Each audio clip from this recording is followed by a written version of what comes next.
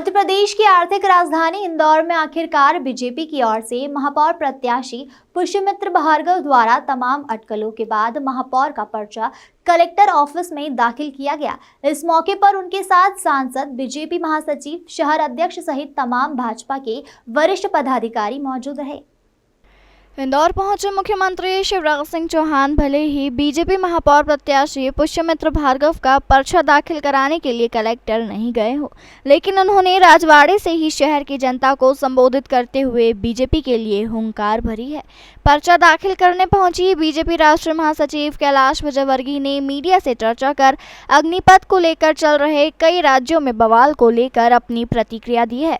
उन्होंने कहा कि राजनीतिक पार्टियां इसे अखाड़ा बना रही है, जबकि युवाओं के भविष्य को देखते हुए प्रधानमंत्री नरेंद्र मोदी ने यह योजना बनाई है, जिसका आने वाले समय में युवाओं को काफी लाभ पहुंचेगा और युवा देशभक्ति से जुड़ पाएंगे। उन्होंने कहा कि वह खुद भी सेना में जाना चाहते थे, लेकिन उस समय यह योजना नहीं थी।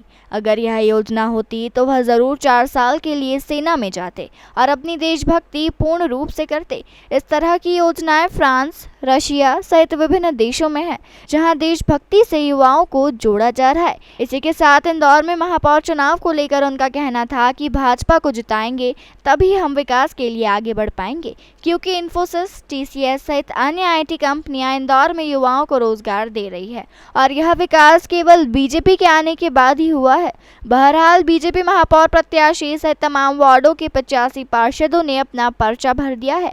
अब वह पूरी तरह से मैदान में चुनावी रण के बीच में बिगुल बजाते हुए उतर चुके हैं।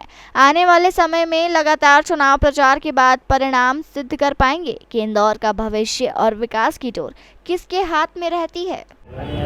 ये चुनाव योग्यता अयोग्यता का चुनाव है, धन वर्सेस मन का चुनाव है। और कोई चुनौती इसलिए नहीं है कि जिस दिन इलेक्शन ड्यू हुए थे, जिस दिन इलेक्शन होने थे, उस दिन से भारतीय जनता पार्टी का एक एक कार्यकर्ता स्वयं महापौर के प्रत्याशी के रूप में अपने चुनाव की तैयारी कर रहा था। और जिस ज्वार से, जिस वेग से आज नामांकन हमने भरा है, उससे प्रचंड जीत साबित होती है। धन के आगे मन से काम करने की, नियत से काम करने की जीत होगी। मेरा ख्याल है कि इसको देश के राजनीतिक दलों ने मिसलीड किया है। ये प्रधानमंत्री जी का इतना अच्छा एक तरीके से युवाओं को देश की सेना से जोड़ने का माध्यम है। मेरी भी इच्छा थी बचपन में कि मैं देश के लिए काम करूं, विशेषकर सेना में जाऊं, पर मैं नहीं जा पाया। और शायद उस वक्त ये वाली योजना होती तो मैं 4 साल के लिए ज़रूर जाता देश की सेना के माध्यम से देश की सेवा करने। तो इसमें बहुत बड़ा वर्ग ऐसा है जो चाहता है कि मैं देश की सेवा करूं, और जो व्यक्ति एक बार इस योजना के माध्यम से अग्निवीर बनकर 4 साल काम करेगा, वह निश्चित रूप से देश के प्रति बहुत प्रतिबद्ध होगा। तो ये देश के प्रति युवाओं को जोड़ने का एक बहुत बड़ा अभियान भी है, देश की सेवा करने का माध्यम भी है, राष्ट्रभक्ति नौजवानों को सिखाने का एक माध्यम भी है, और देश के प्रति सेवा आप एक निश्चित समय के लिए करें, यह अवसर भी सरकार प्रदान कर रही है। मैं समझता हूँ ये बहुत अच्छी योजना है। और ऐसा नहीं कि हमारे देश में हो रही है, ये फ्रांस में हो रही है, रशिया में हो रही है, ये बहुत सारे देशों में।